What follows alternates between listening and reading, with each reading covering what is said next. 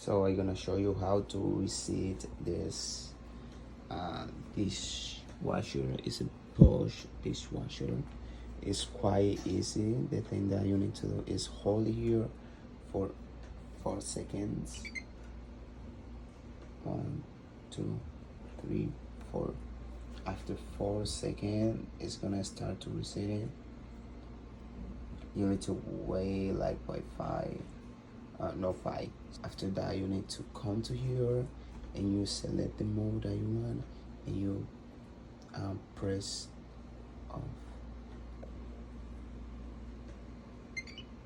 That's it. You're gonna have this, and then you come to here.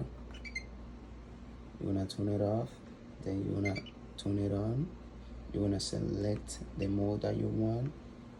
It's gonna change if you want this mode, if you want this one in our